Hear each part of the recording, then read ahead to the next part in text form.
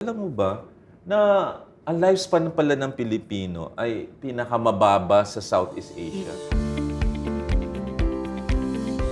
Hello everyone, I'm Savannah Provor and we're back for another episode of Let's Talk Wellness with Watsons. Today we'll be talking about managing heart diseases, which is common for Filipinos of different ages, and the habits and lifestyle changes that can help keep them in check. Of course, before we get into all of that, remember to like us on Facebook, follow us on Instagram and TikTok, and subscribe to our YouTube channel for more health tips and information.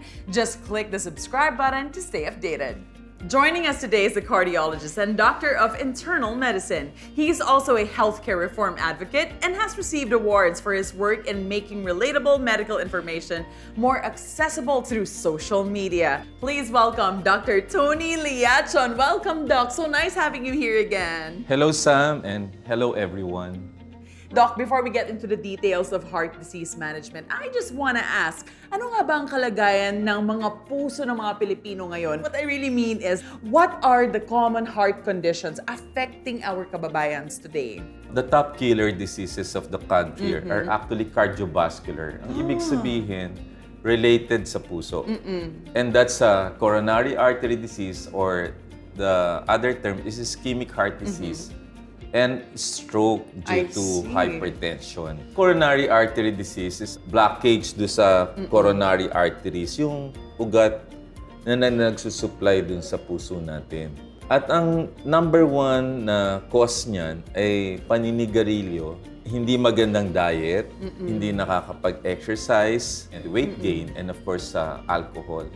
Stroke naman, it's secondary to high blood pressure. And high blood pressure is basically secondary to high salt intake. Kasi ang Pilipinas kasi, in Southeast Asia, sila yung pinakamaalat kumain. And was this trend very clear because of what happened during the pandemic? Yan ang number one dyan eh. Nag-increase ang weight mo because of high calories mo, tapos wala kang exercise. Ito pa masama. There's a term we call it pandemic neglect. Because of the 3 years hiatus, hindi nakapag-check up ang mga pasyente sa doktor. 40% of Filipinos from 18 years old and above physically inactive. And all of these things are actually contributory to the prominence of heart disease as the number one killer disease in the country.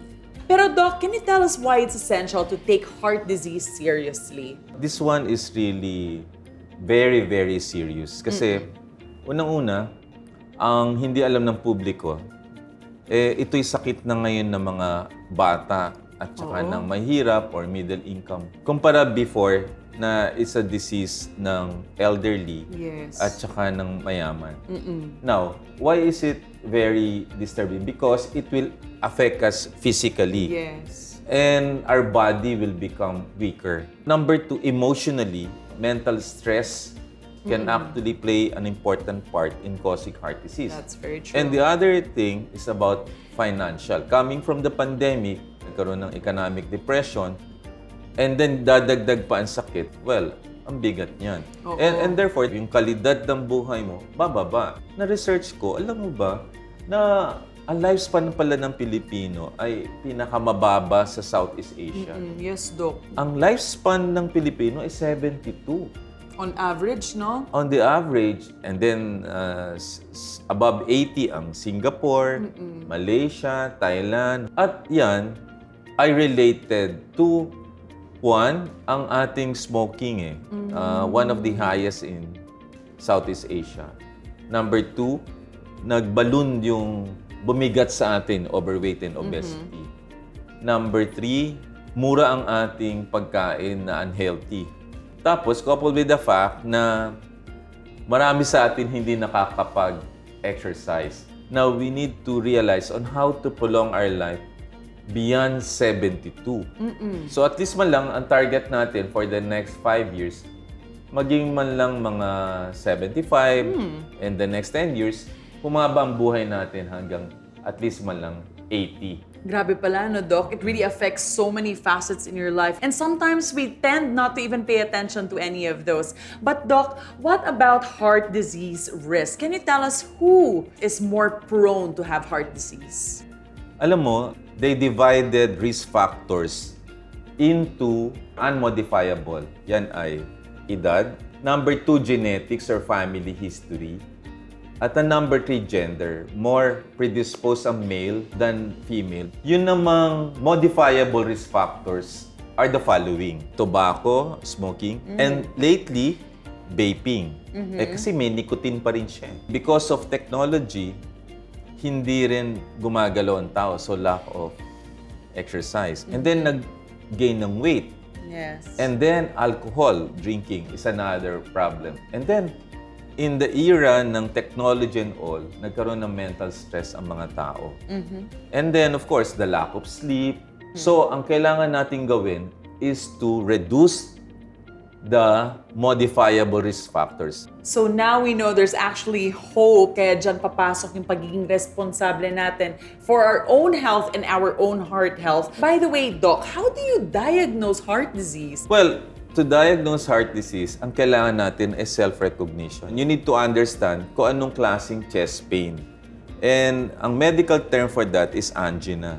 Ang angina is a condition where you develop a substernal chest pain here, sa chest cavity natin, described as a heaviness precipitated by effort and relieved by rest. Now, once you have that kind of chest pain, plus the risk factor profile mo of a person with cardiovascular disease, that will trigger you to go and see your doctor. And your doctor will do the standard tests like ECG, then you have your chest x-ray, you have your blood test, your CBC, blood sugar for diabetes, your lipid profile or cholesterol, your kidney function test, creatinine. And then, kung kailangan mag-stress test, echocardiogram, and then kung high risk ka talaga, coronary angiogram. So, ang bottom line, all of the patients after the pandemic should actually go and see a doctor so that you can do the standard tests if you are high risk, and therefore you can prevent patients from being hospitalized. Go and see your doctor in order to safeguard your heart condition. Kaya naman, let's make sure nakasama talaga sa to-do list natin every single year ang health checkups. And finally, Doc, paano naman ang treatment nito and how do we prevent it? The first on the list is to stop smoking and vaping. Number 2 is you need to reduce your fat intake and of course salt and of course sugar. Number 3 is to exercise 30 minutes daily. Number 4 is to know how to compute for your ideal body weight. Number 5 is to stop drinking alcohol. And number 6 is to be cool, be calm, and reduce your level of stress. Number 7 is that the medications na binibigay ng doktor, dapat ipagpatuloy yan eh. Number 8 is visit your doctors regularly. Number 9 is to have 7 to 8 hours of sleep daily. And then need natin ang happy and positive disposition.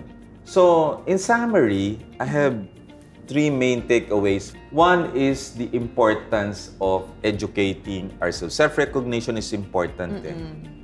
Number 2 is prevention is better than cure. And the last one, I think we need to recognize that our health is our responsibility. If you're at risk of developing heart disease, then consult your doctor and start working on how to minimize the risk of having a heart disease. Beautifully said, Doc Tony, and thank you so much for sharing all of your expertise with us here today. Thank you very much, Sam. Taking up good heart care habits and making significant lifestyle changes are key to keeping your heart in good shape. So for today, we'll be playing a game that we call Love Match. I will share 3 different habits we do to show our heart some love, and you match it with a specific benefit it will have on our hearts. Doc, are you ready to play this game? Game! All right, so Doc, on the screen, you'll see some items listed. Let's go with the first one. Quitting smoking. Well, quitting smoking is important because it lowers the risk of atherosclerosis or yung hardening or aging of the arteries, as well as it reduces the blood clot into your coronary arteries. Next up, regular exercise. Regular exercise would strengthen your heart muscle. Okay, ito na ang last pairing natin. Eating healthy, syempre, has to do with lowering cholesterol. Napaka-importante, not only for cholesterol or fatty foods, but also to reduce your salt intake, sugar, as well as your sweetened beverages. Nako, Doc, such a great game. And that's it for our time today with Dr. Tony Leachon. Thank you so much for joining us again.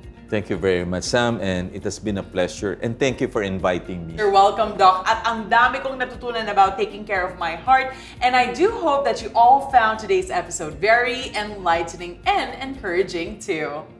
For anything heart health, find it at Watson's. We have a wide range of vitamins, supplements, and medicines for your needs. You may get them through the Watson's app or the 1,000 plus stores nationwide. For more information, ask your Watson's pharmacist.